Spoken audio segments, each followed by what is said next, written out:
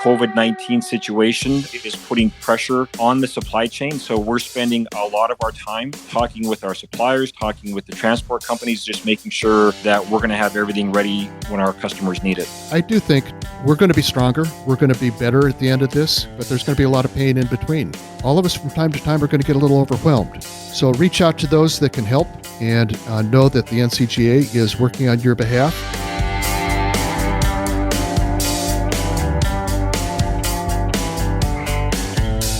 Hello and welcome to Wherever John May Roam, the National Corn Growers Association podcast. This is where leaders, growers, and stakeholders in the corn industry can turn for big picture conversations about the state of the industry and its future. I'm Dusty Weiss, and I'll be introducing your host, Association CEO Jon Doggett. You can join John every month as he travels the country on a mission to advocate for America's corn farmers. From the fields of the Corn Belt to the D.C. Beltway, we'll make sure that the growers who feed America have a say in the issues that are important to them, with key leaders who are shaping the future of agriculture. This week, we thought it would be appropriate to discuss how growers are preparing to plant in the midst of concerns over the COVID-19 coronavirus. If you haven't yet, make sure you're subscribed to this podcast in your favorite app. That way, you can take us with you in your truck or your tractor and never miss an update from John. Also, make sure to follow the NCGA on Twitter at National Corn, and sign up for the National Corn Growers Association newsletter in your email at ncga.com.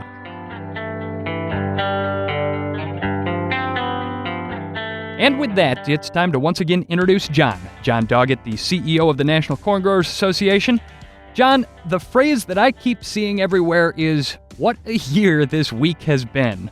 But this COVID-19 coronavirus situation is changing almost hourly at this point, which is part of the reason that we saw a need to do a special edition of the podcast and put it out right away. Well, you're right. And you know, Dusty, it seems like it was a month or two ago that we were having the conversation about, boy, isn't it going to be great? We can turn the calendar away from 2019 and we're going to be in 2020 and things are going to be a lot more normal this year.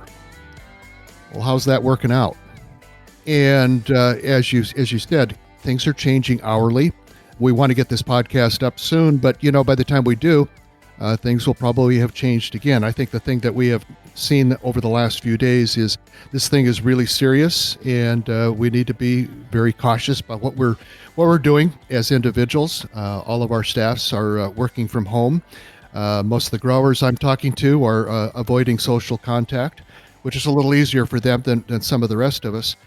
But one of the things NCGA has done is that we've put together a task force of growers and state and national staff to surface the concerns, talk about what's going on. Are there things that we can address? Are there things that are possible for our organization with others to alleviate some of the concerns and the problems out there? Lord knows there's plenty of those. So I'm going to give everyone an email address, and I'm going to give it again later on. But if you have a concern or something that you want your organization to look at, please email us at coronavirusinput. That's all one word, coronavirusinput at ncga.com. And that email is monitored all the time. So we will be looking to hear from folks out in the countryside as to what's going on in their community and on their farm. Give us some suggestions, or just let us know what's going on with you and your family and your farm. So with that said, you know, we have planters running in the southern states. Every farmer I talk to is getting ready to get in the fields, get a crop in. Going to have 93, 94, 95 million acres of corn. And one of the things that we keep hearing from farmers is, are we going to have enough inputs? And so we're going to have that discussion today, and I'm really happy to have Mike Frank, who's the president and CEO of Nutrien Ag Solutions. Mike, welcome. Good morning. It's good to be with you. So, Mike, I think a lot of folks in the country are aware of your company and what they do, but maybe not under the new name. So tell us about Nutrien. Yeah, John, Nutrien is still a fairly new name in agriculture. We merged two companies back in January of 2018, so just over 2 years ago, a company called Agrium and a company called Potash Corp. And so those two companies merged together to create Nutrien. We're the world's largest producer of fertilizer. We produce about 25 million metric tons of fertilizer each year, NP and K. And then we also have the world's largest network of agricultural retail branches. We have about 2,000 branches that we operate in 7 countries. We're located. Our retail business is headquartered in Colorado, just north of Denver, and we have just under 1,000 retail branches across the U.S. And so the U.S. is our number one market. And of course, as you said, this is a busy time of the year, and so we're getting ready to lean into it. And Mike, tell us a little bit about yourself. I noticed that you pronounce about slightly different than the rest of us. Thanks for that, John. Well, that's probably because I was born in Saskatchewan, Canada. Grew up on a farm. It was a mixed farm, mostly grain, but we had livestock as well. And spent my whole career in agriculture. Worked for Monsanto for about 25 years, and I've been over with Nutrien now for about 2.5 years. I've lived in the U.S. for the last 20 years or so, so I'm technically a dual citizen, and I guess I still have the Canadian about. Okay, well, you and I were practically neighbors growing up. Me in Montana and you in Saskatchewan. In that part of the world, that's being neighborly. Yeah, exactly. That's exactly right. So Mike, latest USDA estimates is that farmers are going to plant 94 million acres of corn. From your perspective and from your company's perspective, are we going to have everything we need to get that crop in the ground? Yeah. So, I mean, the quick answer to that question, John, is yes. The way things sit right now, I mean, when we think about fertilizer and seed, for us, all of that is really domestically or sourced from North America. So our seed order book has been really strong with corn. We're up I would say, in the teens from a year-over-year basis in our corn seed bookings, and so that would kind of line up with the idea that there's going to be, somewhere between, we would say, 93 to 95 million acres of corn planted. The fertilizer is mostly in our warehouses. We probably have about 80% of the fertilizer we need that's already in our warehouses, ready to serve our customers. And the crop protection side is also well in hand. So the quick answer is yes. That being said, I mean, going back to where you and Dusty started, obviously the COVID-19 situation is putting pressure on the supply chain. So we're spending a lot of our time talking with our suppliers, talking with the transport companies, just making sure that we're going to have everything ready when our customers need it. So, should farmers have a concern if they don't have their inputs in the shed, or how much of that input supply is on the farm now versus in your warehouses? Yeah, so I would say farmers should not be concerned. Most of the product is still in our warehouses. Now, as you said, in the South, planting has already started. So most of the seed, a lot of the fertilizer is already on the ground in the South. There is some areas where it's been really wet. And so we've been delayed in a few areas in the South versus kind of normal. In the Midwest, the season obviously hasn't really started. We've gotten a bit of fertilizer down when we've had windows open up. I would say a lot of the seed is moved out or is moving out. This is the time of the year where normally we move seed to the farm. It takes pressure off the system later in the year when farmers are getting fertilizer and crop protection products out. And so, we're busy getting seed delivered. Most of our customers have storage facilities, and so that works really well. Again, from a fertilizer standpoint, we're ready. Once the ground dries up and warms up, we're ready to get fertilizer out there. And so, and of course, it's bulky. Most of our customers don't have storage for fertilizer or for bulk chemicals. And, even a lot of that we custom apply ourselves. Close to half of what we sell, especially in the Midwest, we custom apply ourselves. And so, no, our customers, and I would say growers in general, don't need to be worried about getting access, to products that they need to get their crop in and get the inputs on the ground this year. Well, certainly social distancing is a lot easier for farmers than most of the rest of us, as we said earlier. But when you have custom applicators coming out to apply your products, what are you telling your field reps and your applicators and the folks that are interacting with farmers? What are you telling them, and what protections have you put in place for them and for that farmer? Yeah, that's a great question. So firstly, I think it's important for everyone to know that we're open for business. Our hours are as they normally would be, and so we haven't in any way, looked at changing the hours of operation. In our branches, we're being very careful to make sure that our employees are social distancing, and so we're not bringing them together for meetings or discussions. Even things like the lunchroom, we're no longer having group lunches. Often, as you probably know, John, the retail store, is an area where sometimes our customers congregate and catch up over a coffee in the morning. And of course, we've cut all that out. And so, we've asked our employees and our customers to really respect the fact that we do need to keep a social distance right now. And I would say that part's going really well. The other thing we've done at our branches is we've said no visitors, and so no supplier reps. No one else that isn't an employee or a customer is allowed on the branch. Now, we do have a lot of inbound freight at this time of the year, and so we're asking truck drivers when they come onto our sites not to get out of their vehicles. So we're unloading the freight, and then they're on their way. And so we're being very careful at our branches to make sure that we don't have an issue at a branch, and we're following CDC advice on that. In the field, like you said, John, a lot of our products are custom applied, so we do have people coming out and applying. Again, they're going to be sitting in a fertilizer spreader or a sprayer, and so it would be unusual for them, anyways, to have probably contact with our customers. And so, I would say that's going as per normal.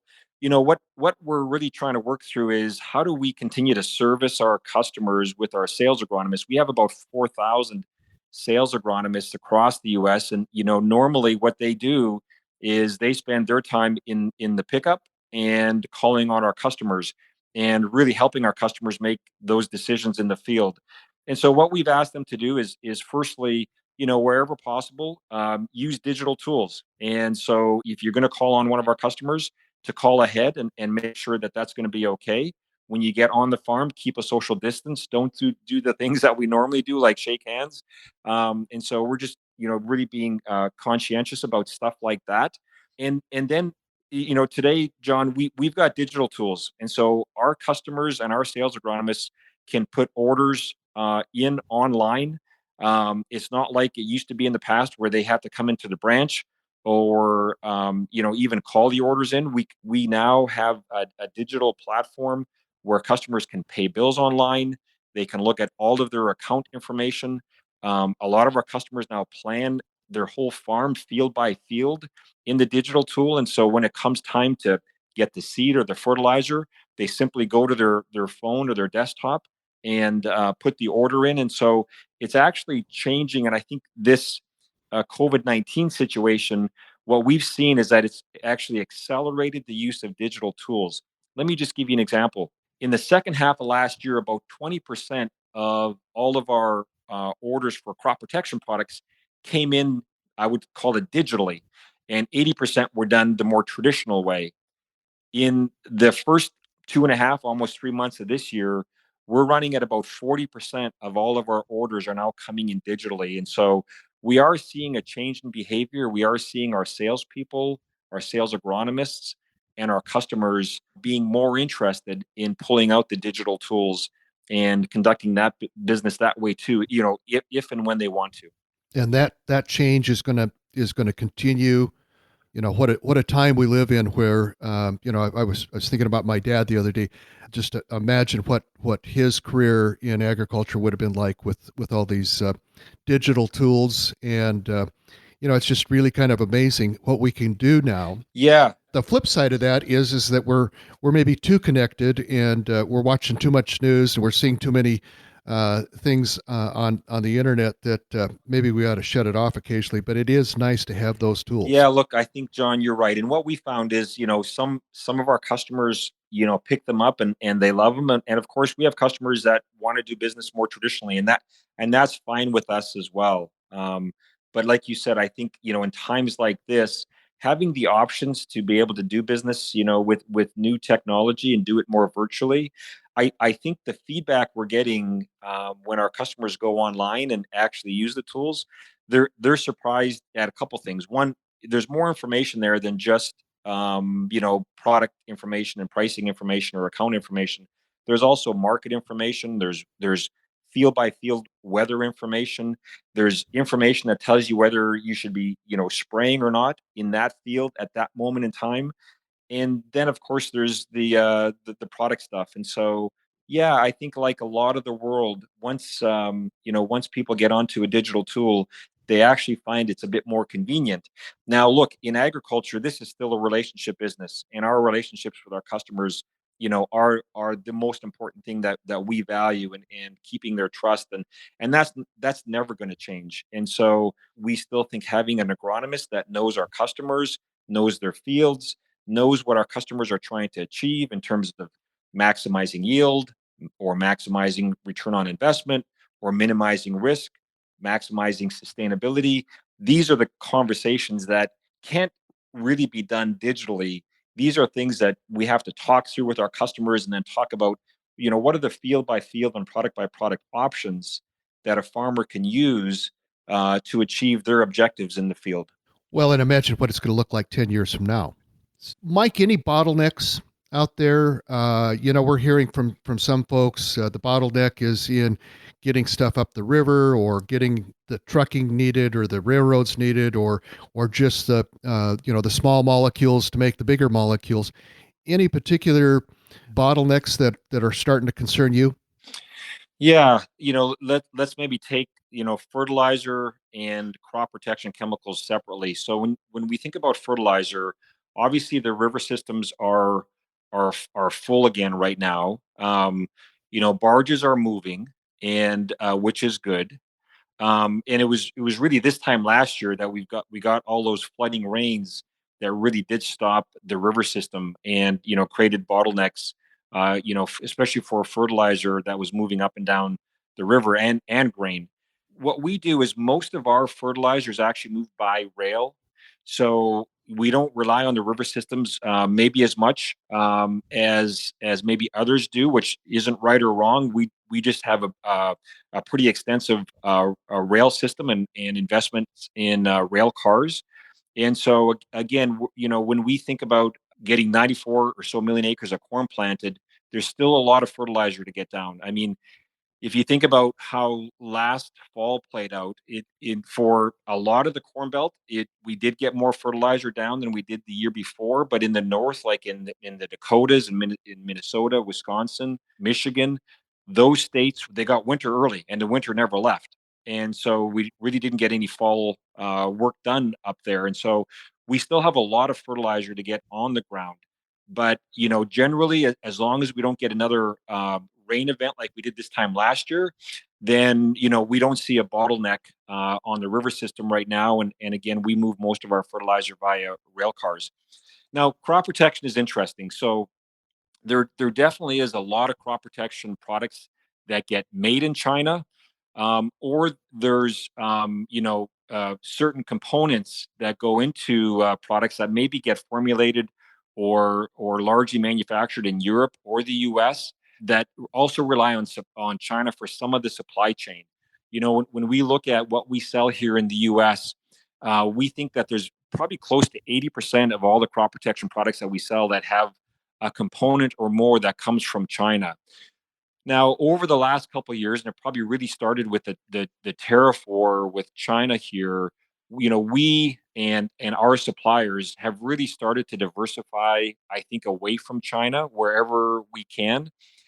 So we now have more products that we're sourcing that don't have a China link, which I think that's the trend right now, and I think the trend is going to continue. But we're not there yet, and so we do still rely on China for a lot of the crop protection products that ultimately get sprayed on fields across North America.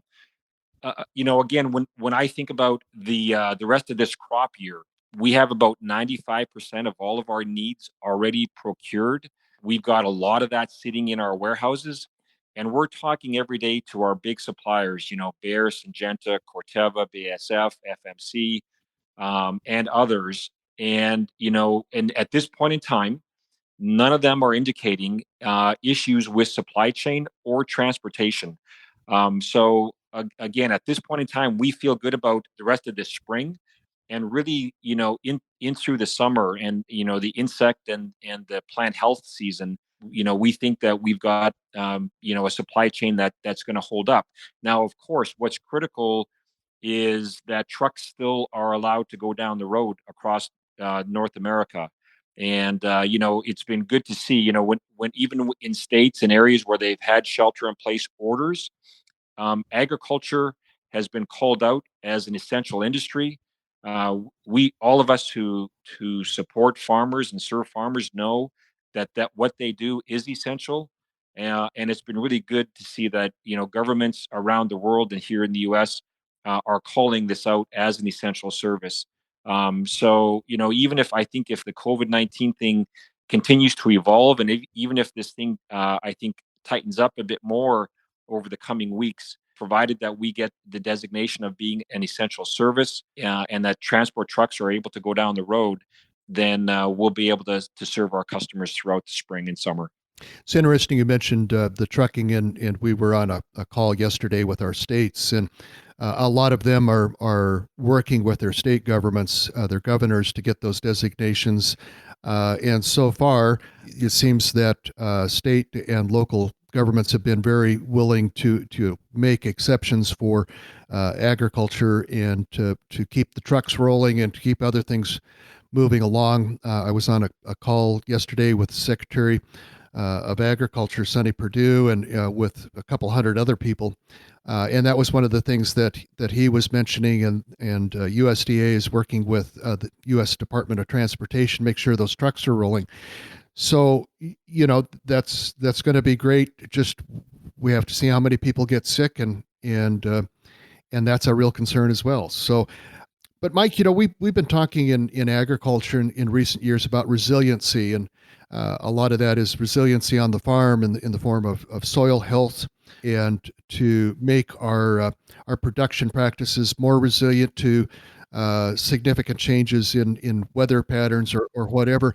What kind of resiliency are you looking at in building in your company, not just for 2020, but for 2021, 2022? Are you starting to look at things that you're going to be doing differently? You mentioned some of the issues about sourcing material from someplace other than China, but what other actions are you taking for the next 2, 3, 4, 5 years? One of the trends that we see is emerging is food companies and consumers. They want to know more about what's going on at the farm, and there's an interest in having more traceability in this food supply, and the grain that's going from the farm out of the field and to the food company. And so again, and we're using digital tools to make this easier, and not only having an ability, where our customers can, especially if our customers can get a premium from a specific food company. And so we're working in particular with AB InBev and PepsiCo and ADM and General Mills, and where they have premium products where they want to know, what's happened in the field so that they can make a claim around sustainability. We're helping connect those supply chains, and we're doing it, in conjunction with our customers and those food companies, and we're kind of in between, and we think that we can play a role, so whether it's traceability or even carbon sequestration. We see this as an emerging trend, again, as you said, over the next 3 to 5 years, where the retail industry, I think, can be an enabler to actually help our customers create value on their farm by leaning into these trends. I think, one of the other big areas that we're focused on, and I mentioned it before, is really around supply chain. And we think that the agricultural supply chain on the input side can get even more efficient. And the way we think about it is, if we're inefficient on our supply chain, that creates no value for our customers. And so we're working really hard to look at our entire network of retail branches and warehouses, and we're working with our suppliers, and we're thinking about a product being produced in a manufacturing in chemical manufacturing plant somewhere, all the way to the field. And how can we ensure that the journey that product takes from the chemical plant to the field is as efficient as it can be, it has as few touches, and so we're spending a lot of time and making investments in our supply chain, in distribution, transportation, logistics, and we think that's going to benefit our customers as well. And lastly, I would also just say I think the digital era in agricultural retail and agriculture in general is just emerging. And so whether it's tools to help our customers make agronomy decisions, or a tool that creates convenience by ordering or paying online, I think these tools are going to continue to mature, and in the future they're going to become even more prevalent and more value adding for our customers. And that's what we're focused on in terms of how can we do that, and we're making investments to try and get to that outcome. It sounds like you have a long road ahead, and you have it pretty well mapped out. So, Mike, what advice or what would you want to tell farmers that are listening to this podcast about what we haven't talked about yet?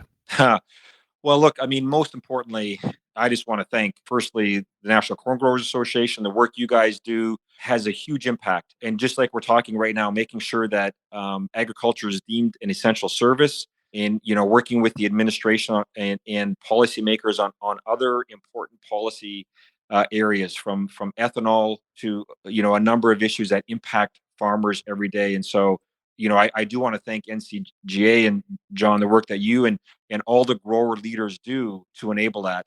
And for the farmers that every day are working hard, feeding the planet, being as efficient as they can be. We just appreciate what they do. And again, it's just an honor to serve them. And we're not sitting still, but we also know we don't have all the answers. And so we look forward to getting input from our customers and our non-customers in terms of what can we be doing better to really serve their needs. Agriculture is incredibly dynamic. It was dynamic before COVID-19, and it's probably even more dynamic now. And so we want to be agile, and we want to serve our customers. And again, I just want to thank them for what they do. Well, thank you, Mike, for being such a good partner. You and your company have been great to work with, and no matter where our staff has touched your company, we've always had a good relationship, and we really appreciate you being on the podcast today. Before we go, what are you reading? What am I reading? Well, these days I'm probably reading too many emails. But so the most recent book I read was a book about a railroader whose name was Hunter Harrison, an American railroader who really transformed the railroad industry across North America, and quite a controversial figure. I love reading about business leaders, and his story was really, really interesting. So that was my most recent read. Well, again, Mike, thank you so much for being on the podcast, and thank your staff for working with our staff and getting this all put together. We really, really appreciate it. My pleasure, Jon. Thanks for hosting this and having me on today. Take care. So, Jon, just as we're wrapping up what was really a fantastic conversation there between you and Mike, do you have any final thoughts for your listeners, a lot of whom are going out into the fields right now with perhaps more uncertainty than they've had in a generation, and that's saying something? It really is, and I think we heard it from Mike a couple times, and that is we're going to be stronger at the other side of this current situation. How long it's going to occur and how difficult it's going to be, no one knows. But I do think, and my long history with American agriculture is we're going to be stronger. We're going to be better at the end of this, but there's going to be a lot of pain in between. So the National Corn Growers Association is working hard to address the issues that are out there. We do have a task force, and we're going to be meeting a lot. The staff is meeting a lot. We're talking to farmers every single day, almost all day long. And again, the email address that I gave earlier, coronavirusinput@ncga.com.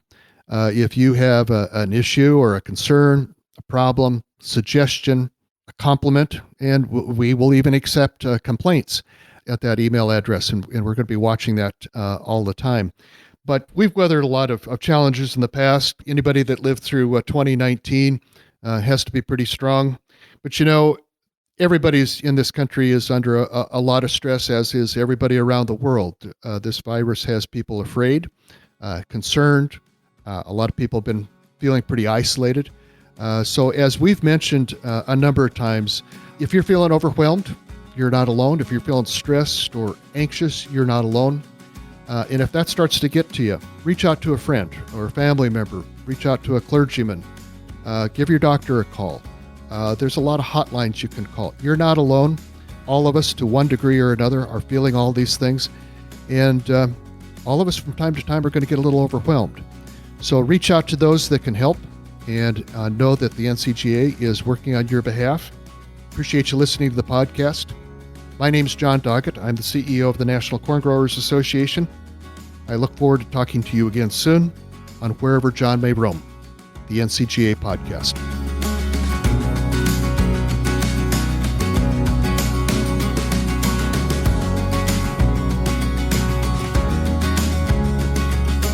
That is going to wrap up this edition of Wherever John May Roam, the National Corn Growers Association podcast. New episodes arrive monthly, so make sure you subscribe in your favorite podcast app and join us again soon. Visit ncga.com to learn more or sign up for the association's newsletter in your email. Wherever John May Roam is brought to you by the National Corn Growers Association and produced by PodCamp Media, branded podcast production for businesses, podcampmedia.com. For the National Corn Growers Association, thanks for listening. I'm Dusty Weiss.